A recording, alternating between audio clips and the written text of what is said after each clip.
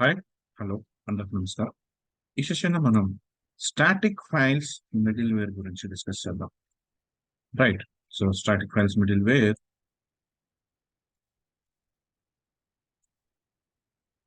ASP.NET కోర్లో ఎలా work చేస్తుందని. One of the most important features of almost all web applications ఇది ability to serve static files directly from the file system.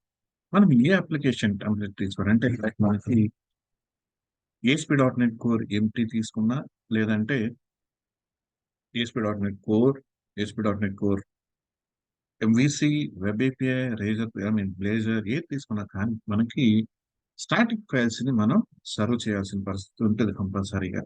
Right. So ఇది వచ్చేసి మనకు file system నుంచి చేస్తాం. So static files such as HTMLs and images, CSS, JavaScript are the important assets of the web application. So web applications వచ్చేపాటికి ఇవన్నీ కూడా మనకి important features ఉంది.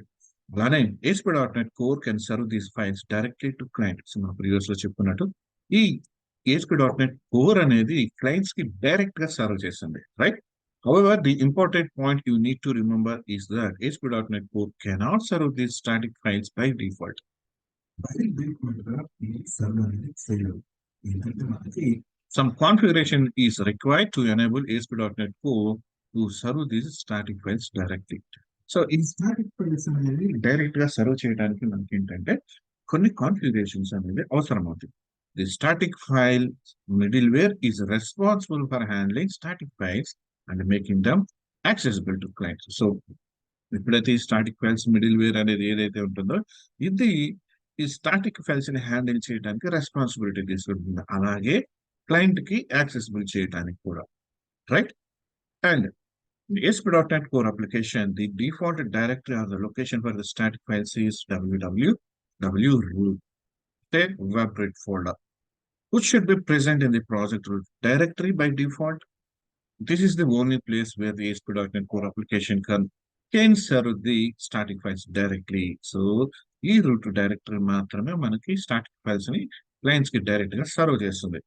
Right? But in a we can change this default behavior using the web application options instance and the web root path property.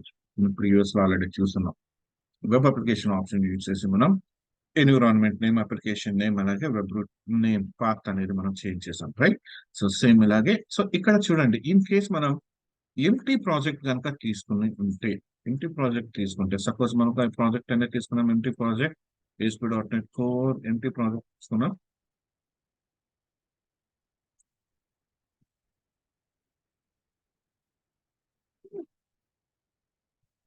So ASP.NET Core empty project తీసుకుంటే మనకి ఈ route అనేది www route folder అనేది మనకి రాదు.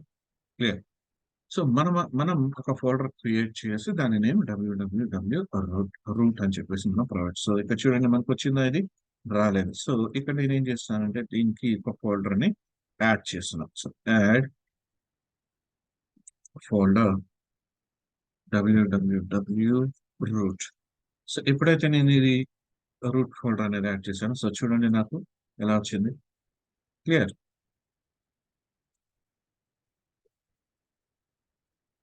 Right. So ఇది by default గా మనకి ఈ ఈ లైక్ ఇక్కడ మనకి ఈ ఇమేజ్ కానీ లేదంటే లైక్ ఈ ఐకాన్ కానీ ఇది మనకి వస్తుంది అనమాట. ఇప్పుడైతే మనం ఈ ఫోల్డర్ నేమ్ ఈ ఫార్మాట్ లో ఇస్తా, అంటే సేమ్ నేమ్ తో ఇస్తే www రూట్ ఫోల్డర్. లైక్ ఇక్కడ వచ్చేసి మనం ఒక ఇమేజ్ ని మనం కాపీ చేసుకున్నాం. సపోజ్ ఇక్కడ నేను ఒక ఇమేజ్ తీసుకున్నాను, దీనిలో ఒక ఇమేజ్ అనేది నేను దీనిలో పేస్ట్ చేశాను. క్లియర్. అండ్ నౌ సపోజ్ ఇప్పుడు మనం దీన్ని రన్ చేసాం. సో ఇక్కడ ఇమేజ్ తీసుకున్నాం. ఓకే. అండ్ దీన్ని యాక్సెస్ చేసుకోవాలంటే లైక్ ఈ రూట్ డైరెక్టరీ నుంచి, అంటే ప్రీవియస్ లో domain name and port address తర్వాత డైరెక్ట్ గా ఇచ్చాం కాబట్టి మనం ఇక్కడ లైక్ .NET.jpg తో మనం యాక్సెస్ అనేది చేసుకోవచ్చు. కానీ మనకి ఇక్కడ రూట్ డైరెక్టరీ ఉంది, బట్ లైక్ ఇక్కడ వచ్చేసి మనకి ఇమేజ్ నేమ్ కూడా ఉంది, బట్ ఇది యాక్సెసిబుల్ అవుతుందా లేదా అనేది చెక్ చేద్దాం.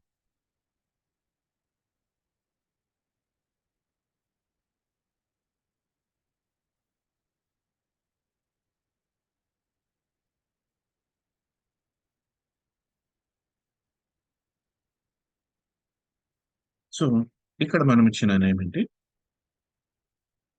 Dot net dot JPG, right? Dot net dot JPG ఇచ్చిందా? రాలేదు. ఎందుకంటే మనకు రాంది, మనము స్టాటిక్ ఫైల్స్ మిడిల్ వేర్ ని మనం ఎనేబుల్ చేయలేదు. దట్ మీన్స్ దాన్ని యాడ్ చేయలేదు. సో ఎందుకంటే ఇక్కడ స్టాటిక్ ఫైల్స్, మనకి ఈ స్టాటిక్ ఫైల్స్ మిడిల్ వేర్ అనేది మనకి ఈ ఏదైతే స్టాటిక్ ఫైల్స్ అనేది ఉంటుందో రూట్, లైక్ మనకి డైరెక్టరీలో రూట్ డైరెక్టరీలో, సో దాని నుంచి దాన్ని క్లయింట్ కి సర్వ్ చేస్తుంది. సో ఎప్పుడైతే మనం దాన్ని యాడ్ చేయలేదో మనకి అది రాదు. కాబట్టి ఫస్ట్ ఆఫ్ ఆల్ మనం చేయాల్సింది ఏంటంటే ఈ యూజ్ స్టాటిక్ ఫైల్స్ అనే మిడిల్ వేర్ కాంపోనెంట్ ఏదైతే ఉంటుందో దాన్ని మనం ప్రోగ్రామ్ డాట్ సిఎస్ ఫైల్ లో మనం యాడ్ చేయాల్సి వస్తుంది. క్లియర్? సో ఇది యాడ్ చేయలేదు, సో ఇది యాడ్ చేద్దాం. App use static files.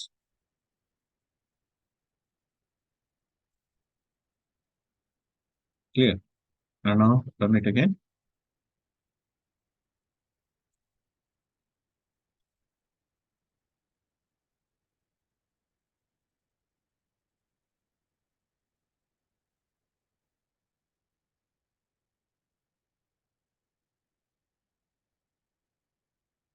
So right? So ఇప్పుడు మనకి ఎనేబుల్ ఏంటంటే ఇక్కడ మనం యాక్సెస్ చేసుకోగలుగుతున్నాం, రైట్?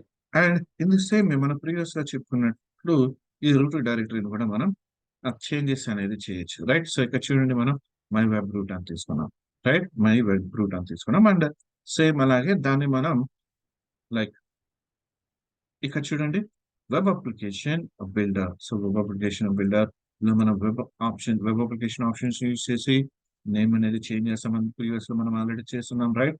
డబ్ల్యూడబ్ల్యూడబ్ల్యూ ప్రీవియస్ వీడియోలో చేస్తున్నాం. సో దాంట్లో చెప్పుకున్నాం. సో ఇలా ఆ రూట్ నేమ్ ని కూడా చేంజ్ చేసి దాన్ని ఇక్కడ కాన్ఫిగర్ చేసుకుంటే అగైన్ మళ్ళీ దాన్ని మనం యాక్సెస్ చేసుకోగలుగుతాం. Clear? So static file middleware component idea అనేది క్రియేట్ అయిందని అనుకుంటున్నాను, రైట్? మాక్సిమం మనం ఈ ఫైల్స్ కానీ సిఎస్ఎస్ ఫైల్స్ కానీ ఇవన్నీ కూడా మనకి డబ్ల్యూడబ్ల్యూ రూట్ ఫోల్డర్ లో యూజ్ చేస్తున్నప్పుడు మనకి ఇది మనం చెక్ చేసుకోవాల్సింది, ఈ ఈ మిడిల్ వేర్ కాంపోనెంట్ ఏదైతే ఉందో static files middleware component అనేది యాడ్ చేసామా లేదా అనేది చూసుకోవాలి. క్లియర్? సో కాన్సెప్ట్ అయితే అర్థమైంది అనుకుంటున్నాను. మళ్ళీ కాన్సెప్ట్ మళ్ళీ కలుద్దాం. Thank you.